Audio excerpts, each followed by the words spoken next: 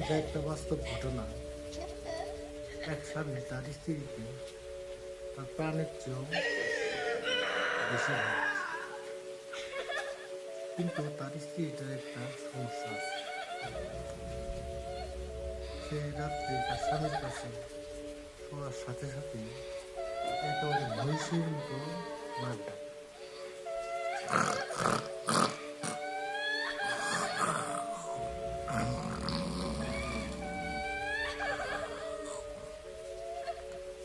এইভাবে নাক ডাকে।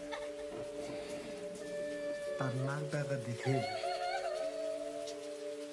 তার স্বামীর আর সারা রাত ঘুম হয় না।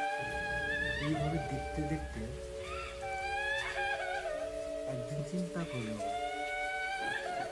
আমার স্ত্রীটার সম্ভবত এটা রোগ।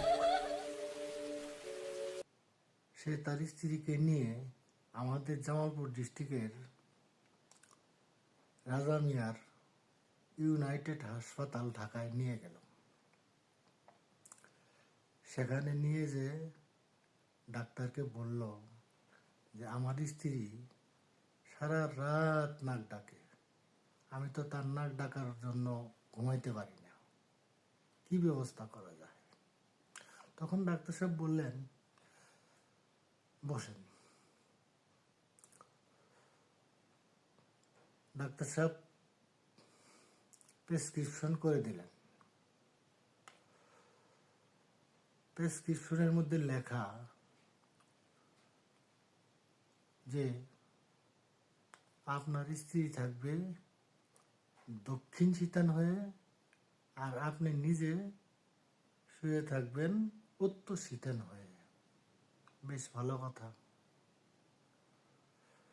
এখন স্বামী মনে করলো আমি ওষুধ লিখে নিতে আসলাম আর সে লিখে দিল এই কথা।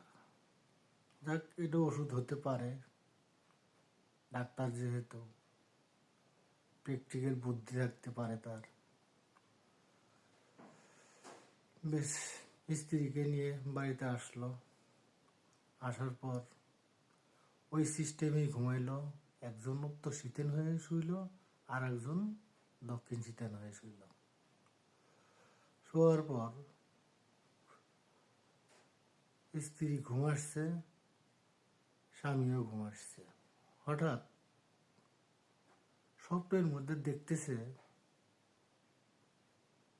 স্বামীর পায়ের মধ্যে কুকুরে কামড় দিয়ে ধরছে। স্বপ্নের মধ্যে সাধারণত কিন্তু নড়াচড়া করা যায় না, বোঝাও যায় না।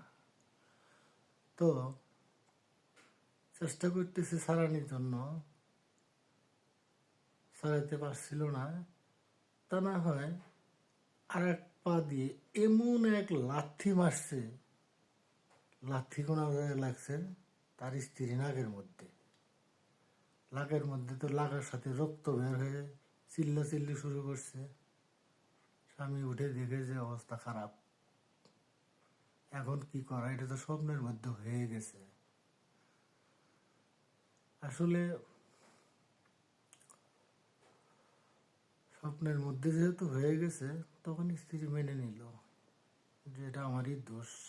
আমি যদি না ডাকতাম, তাহলে এই লাথিটা আমার খাওয়া লাগতো না। ধন্যবাদ।